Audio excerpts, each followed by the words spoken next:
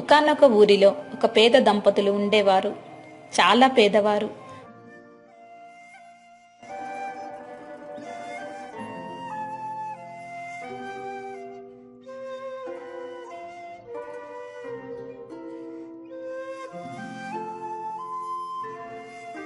భర్త ఒక మిల్లులో కూలీగా ధాన్యం బస్తాలను చేరవేస్తూ ఆ వచ్చిన డబ్బుతో కుటుంబాన్ని పోషించేవాడు.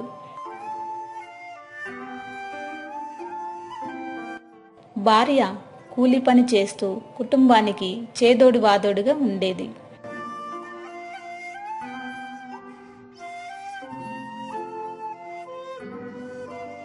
వారికి ఒక్కడే కొడుకు. వాడి పేరు కిట్టు.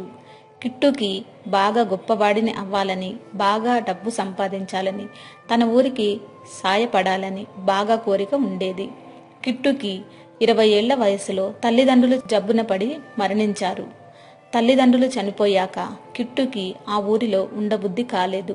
ఎంత కష్టపడి పనిచేసినా వచ్చే కూలి డబ్బుతో తిండి గడవటం కష్టంగా మారింది. కానీ ఎలాగైనా డబ్బు సంపాదించాలని కసి ఉండేది.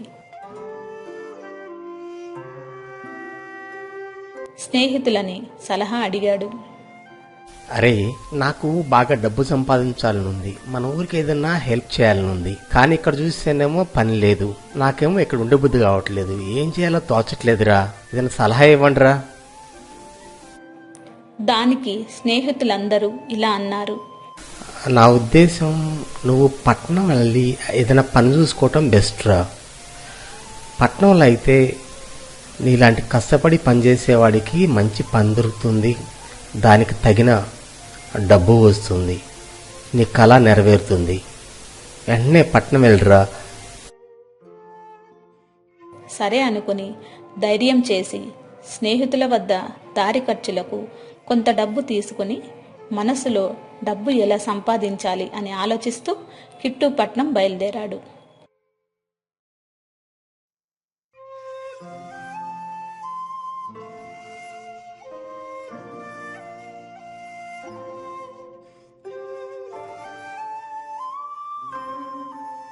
ఆ ఊరి నుండి పట్నానికి బస్సు సదుపాయం లేదు.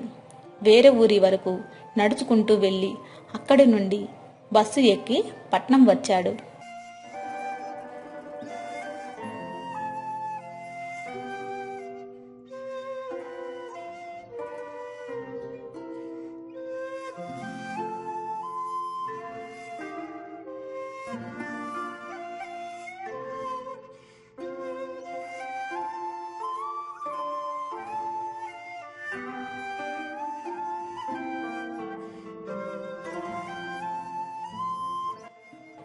పట్నంలో ఎవరిని పని అడగాలో కిట్టుకి తెలియలేదు.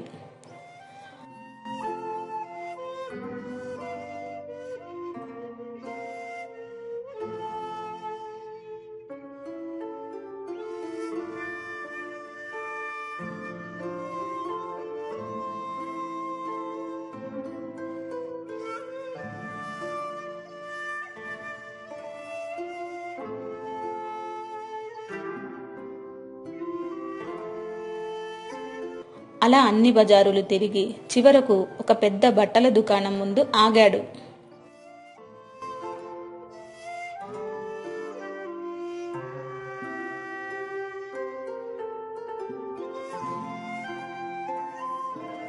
ఈ షాప్ చూస్తే చాలా పెద్దగా ఉంది, ఇందులో నాకు పని ఏదైనా దొరకొచ్చు, ప్రయత్నిద్దాం. ఆ షాపు లోపలికి మొహమాట పడుతూ వెళ్ళాడు. అక్కడ టేబుల్ ముందు ఆ షాపు యజమాని డబ్బులు లెక్కలేసుకుంటూ కనిపించాడు. ఆ షాపు యజమానితో కిట్టు, నమస్కారం అండి, నా పేరు కిట్టు, నేను పక్కనున్న గ్రామం నుండి వచ్చానండి.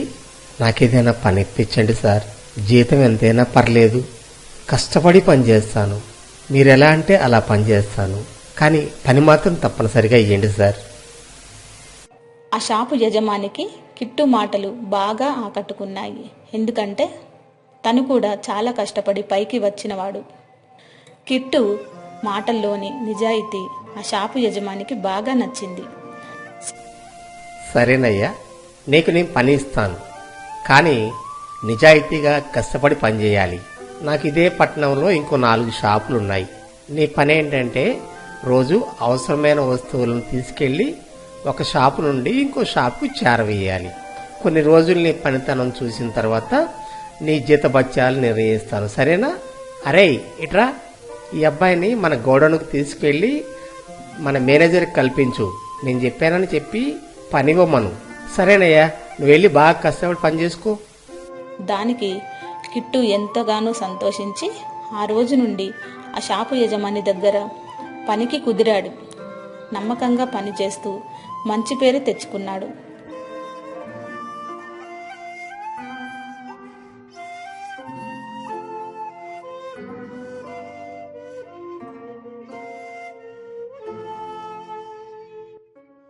కిట్టు డబ్బుని అస్సలు వృధా చేసేవాడు కాదు.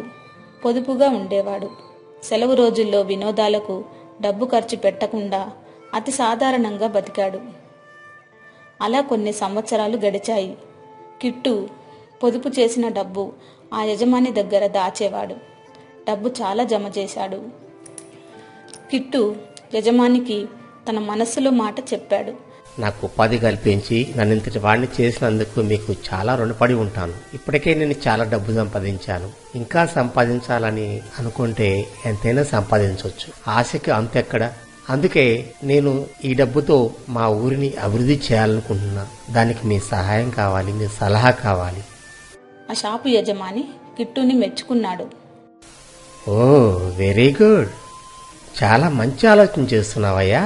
త్వరలో నువ్వు చాలా గొప్పవాడు అవుతావు. నువ్వు చేసేది మంచి పని. నేను కూడా నీకు కొంత డబ్బు ఇస్తాను. ఆ డబ్బు కూడా తీసుకెళ్లి మీ ఊరికి ఖర్చు పెట్టు.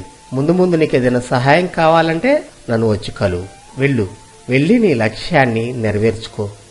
ఇన్నాళ్ళు తనను తన కన్న కొడుకులా చూసుకున్నందుకు ఆ షాపు యజమానికి ధన్యవాదాలు తెలిపి తాను ఇన్నాళ్ళు కష్టపడి సంపాదించిన డబ్బంతా తీసుకుని తన ఊరికి బయలుదేరాడు.